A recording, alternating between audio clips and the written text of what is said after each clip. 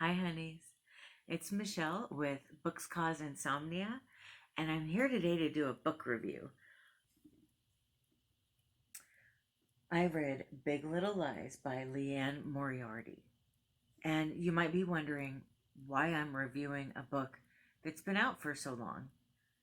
Because it was so good, that's why. I just feel like this is one of those books that you need to read if you haven't read. I had a few viewers mention when I was still doing book videos on my main page that they thought that I should read this book, but I feel like they weren't intense enough about it. It was just like, yeah, Michelle, I think that you'd enjoy this book. It wasn't like, you have to read it today. Nobody really was that intense about it, but I wish they had been because I wish I read it sooner. It was so good. There is a passage in this book that I wanted to read. Just so beautiful. But this morning, after an excellent night's sleep, she'd woken to the sound of rain and a strange sense of optimism. Isn't that beautiful? And I love that feeling. Like I do. I wake up with that feeling sometimes, and it's the best feeling ever.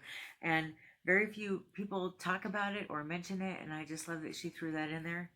I felt like this author wrote this book in a very deliberate way. The book could have been a lot longer. It could have been 2 or 3 books. And she let us fill in the blanks. She didn't over explain things. There wasn't a 12-page repertoire about the way the leaves looked in the morning. There was no 28-page write-up about how somebody felt about something. It was nice. It kind of had that old school feel where it was kind of a fade to black, let you fill in the rest kind of thing. And I felt like that was really beautiful, the way she was so deliberate in what she did or didn't talk about. Everything that was mentioned was important. I've had some people say, I haven't read the book, but I saw the show.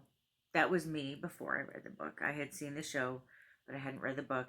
I wanted to give it time before I started reading it. And then my friend Kristen said, actually, you could probably read it right away. It's pretty different from the show. And I thought, oh.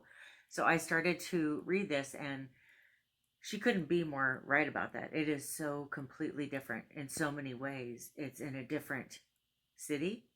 It's in a different country. They concentrate a lot more on certain characters than the author did in the book. It felt like, what was it, 6 main characters in the show, whereas in the book there was 3. I preferred the book to the show. I did like the show, but the show was just kind of, everybody on it was rich, and they all wore beautiful clothing, and they all lived right on the water, and everything was so extravagant and, Kardashian-esque. Whereas in the book, it wasn't that way. And I prefer real life. I prefer people not all being perfect and rich and extravagant. It felt a little bit unrealistic, the show did for me, whereas the book did not. You could watch the show and read the book and enjoy both equally but in different ways. Kind of like how parents say they love their children equally but in different ways. It's that kind of thing. If I could talk to the author, if you're watching, Liane, I want to know, were you disappointed in the show? Because it felt like the show was so completely different from the book. I mean, they really changed it up a lot. I'm just curious how the author felt about all the changes that were made. Was she okay with them? If I could talk to her, that's what I would ask. How does she feel about all that? Because it was a lot of change. I mean, basically, the skeleton of the show, the skeleton is the same, but the actual flesh and everything else is totally different. I do want to forewarn you, there is some rape and domestic violence in this book. And if you find that triggering, you might want to know that ahead of time. I personally find that the things that trigger me aren't as bad if I know going into something that I'm going to experience them. I did not find the rape or the domestic violence scenes to be excessively graphic.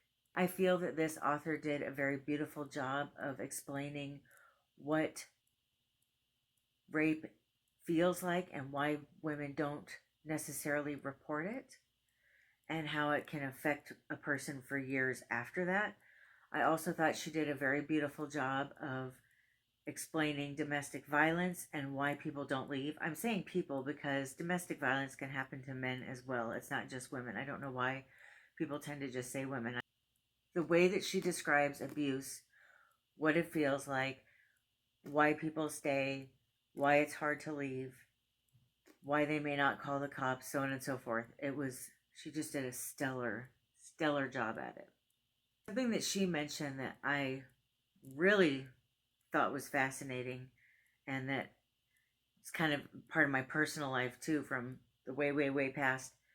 She also highlighted why the person being abused doesn't tell anyone, why they don't tell their friends or their family or literally anyone. I haven't read very many books or seen very many movies or anything where they mention that. And I feel like society as a whole kind of has this view that anyone being abused is telling the whole world about it and hoping, that they can get out of their situation. I think actually more often than not, friends and family don't know that someone's being abused. They might suspect, but they probably don't actually know. I felt like this book, in that sense, was a bit like looking into a mirror of the past me, the much younger me, and I found it to be very healing, very cathartic. Something else about this book that I really appreciated, and this is kind of catty, okay, but I'm a catty person. I feel like the author didn't overdo the mothering part of it. I feel like so many books, as someone who doesn't have children, I feel like so many books that I've read have mothers that straight out worship their children, or it's like they act like in books somebody's life did not start until they became a parent, and that's their whole life is being a mother. And I think that, I'm not a mother, but for me, it's kind of weird the way they make it so extreme, the mothering part of it. And I think that it was very beautiful the way it was just these women were mothers, but they were also individuals with their own thoughts and feelings and lives. I give this book 5 out of 5 stars. I loved it. I am keeping it in my collection. I'm not getting rid of it. I plan on rereading it. And Liane Moriarty has a book coming out this summer. I will put the name and image somewhere around me on the screen so that you can get that book if you would like to when it comes out. I think it comes out, well, I'll put the date up there too because I can't remember.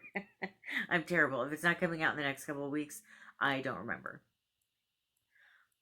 But this is a beautiful book. It was beautifully written and I love it. And if you haven't read it, I really think that you should.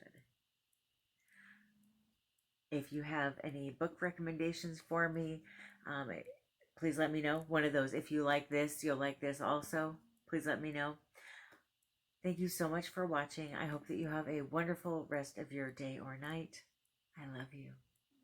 Bye.